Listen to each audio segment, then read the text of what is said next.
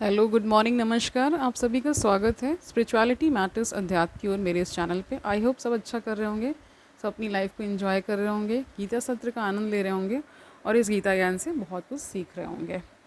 मैं ये उम्मीद कर रही हूँ ये गीता ज्ञान आपके जीवन में निश्चय ही बहुत सारा परिवर्तन लेकर आ रहा है, आपको सन्मार्ग की ओर प्रेरित कर रहा है, आपके अंदर ऊर्जा भर रहा है, एक सकारात्मक हम प्रयोग कर रहे हैं अपने जीवन में और ये कहीं ना कहीं हमें एक गंतव्य तक पहुंचाने में भी मदद कर रहा है। जो हमारा गंतव्य क्या है? मोक्ष। ठीक है, शुरू करते हैं आज का सेशन।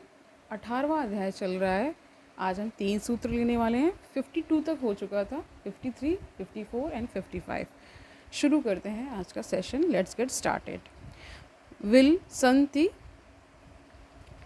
महाभोग विशन्ति गिरि गेहवान निरस्त कल्पना धीरा अबद्ध मुक्त बुद्ध। इसका अर्थ जानते हैं। कल्पना रहित बंधन मुक्त तथा बुद्धि तथा मुक्त बुद्धि वाले पुरुष कभी उत्तम तथा श्रेष्ठ भोगों का विलास पूर्वक भोग करते हैं और कई पर्वत की गुफाओं में चले जाते हैं। इसकी व्याख्या जानते हैं। जो ज्ञानी इच्छा मुक्त हो गया हो, जो वासना रहित, कल्पना रहित, बंधन रहित हो गया हो, जिसे संसार में एक तत्व का ज्ञान हो गया हो, वह मुक्त चित्त वाला ज्ञानी पुरुष बड़े बड़े भोगों के साथ क्रीड़ा करते हुए भी उनसे अलिप्त अछूत रहता है। वह भोगों को क्रीड़ा के समान यानी खेल के समान, नाटक के समान तटस्थ होकर साक्षी भाव से भोगता है। वह चाहे तो पर्वत की गुफाओं में भी रह सकता है। दोनों ही स्थिति में वह अनाग्रह पूर्ण होता है।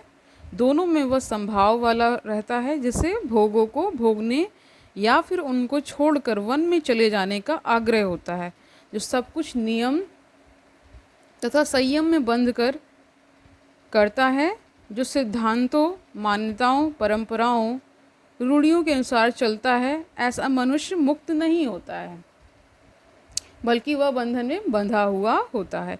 ज्ञानी समस्त प्रकार के बंधनों से मुक्त होकर सिर्फ आत्मा में रमण करता हुआ स्वच्छंदचारी होता है।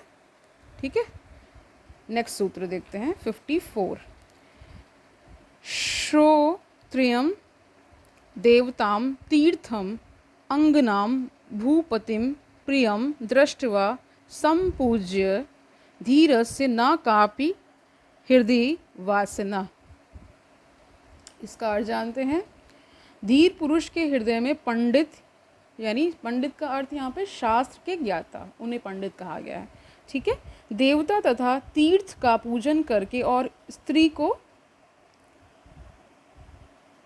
राजा को तथा प्रियजन को देखकर कोई भी वासना नहीं होती है। इसकी व्याख्या जानते हैं। इस सूत्र में जो क्रम दिया गया है वह 2 भागों में विभाजित है। पहला है संपूज्य, जिनका पूजन वासना से जुड़ा है, और दूसरा होता है दृष्टवा, अर्थात देखकर। पहले से अदृश्य रूप पुण्य उत्पन्न होता है, जबकि दूसरे में वासना की पूर्ति सीधे सीधे होती है। पहला वासना पूर्ति का अप्रत्यक्ष साधन है। जब स्वर्ग आदि लोकों की प्राप्ति होगी तब कहीं जाकर वासनाओं की पूर्ति होगी। दूसरे में वासना पूर्ति प्रत्यक्ष रूप से होती है। वासना का अर्थ यहाँ कामना से लेना चाहिए, यानी कि आपकी जो कामनाएं हैं। ओके, वासना का प्रचलित अर्थ है लेना। इसका आधार काम होता है। यहाँ लेना युक्ति संगत ना होगा। शास्त्रों में उल्लेखित है कि वेद पाठी ब्राह्मण, देवता तथा तीर्थ का पूजन करना चाहिए। ये तीनों ईश्वर का रूप होते हैं। इनकी सेवा करने से अंतःकरण शुद्ध होता है, पापों का क्षय होता है तथा सुंदर स्त्री, राजा, प्रियजन, पुत्र आदि सुखों को देखते ही प्रेम की प्राप्ति होती है। लेकिन जो धीर पुरुष होते हैं उनमें दोनों से ही कामना नहीं जागती है। किसी प्रकार की कोई इच्छा जागृत नहीं होती है। पुण्य कमाने की इच्छा, काम वासना, मान सम्मान, पद प्रतिष्ठा करने की इच्छा तथा मोह इनमें से किसी भी प्रकार की धीर पुरुष में वासना जागृत नहीं होती है। 55वां सूत्र देखते हैं।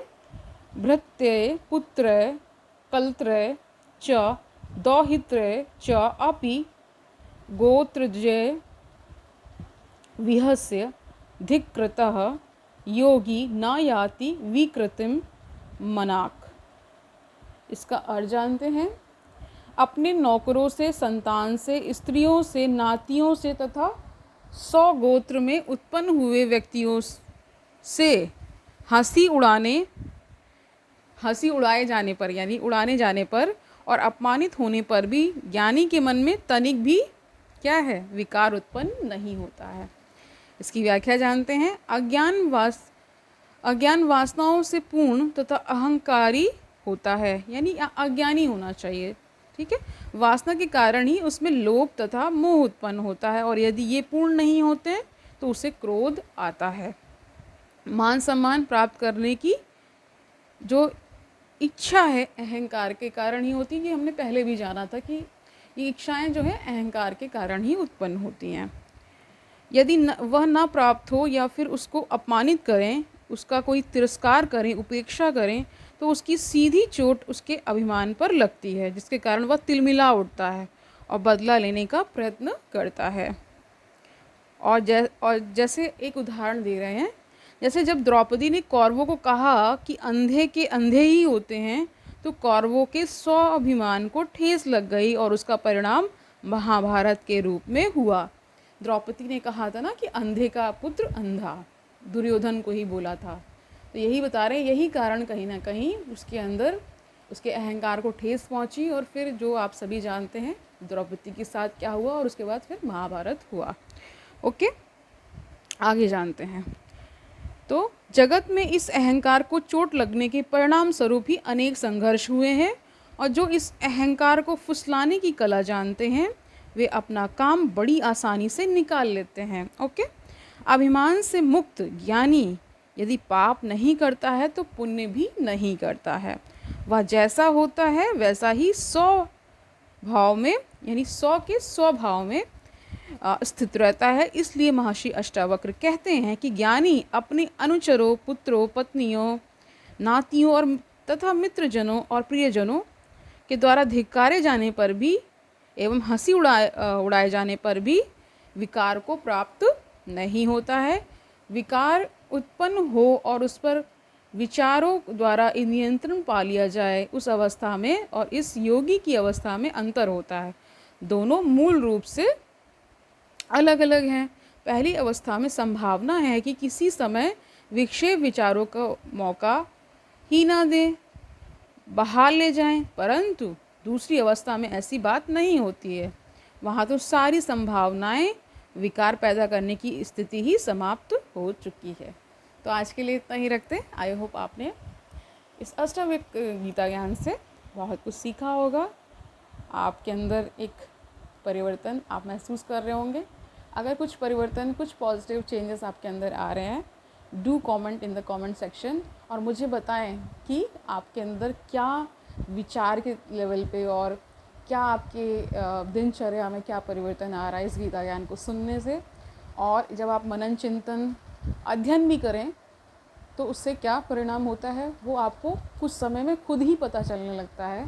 किस गीता ज्ञान से या अन्य किसी भी ग्रंथ का आप अगर अध्ययन कर रहे हैं, आपके अंदर एक पॉजिटिव ऊर्जा आती है, संसार को देखने का नज़रिया बदलता है, आपके अंदर थोड़ा सा जो सहनशीलता है वो बढ़ती है, और आप ये जानते हैं कि ये सारा जो ड्रामा हो रहा है वो क्या है, नष्ट होने वाला है। यानी कि ये क्षणभंगुर है, कभी भी नष्ट हो सकता है, कभी भी कुछ भी हो सकता है ये सभी। तो जब आप ये जान लेते हैं ना कि फिर आपके अंदर एक होता है कि बहुत ज़्यादा संग्रह करने की जो प्रवृत्ति है, यानी कि वो मिट जाती है।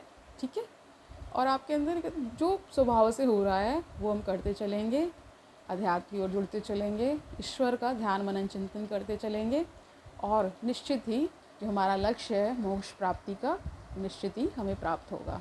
तो कल मिलते हैं, तब तक के लिए खुश रहिए, आसपास का एनवायरनमेंट अच्छा रखिए, खुद खुश रहेंगे तो आसपास का एनवायरनमेंट अच्छा आप कर ही देंगे। ठीक है, और जीवन में एक सकारात्मक ऊर्जा को आप महसूस भी करेंगे। तो कल मिलते हैं, तब तक के लिए हरि ओम तत्सत।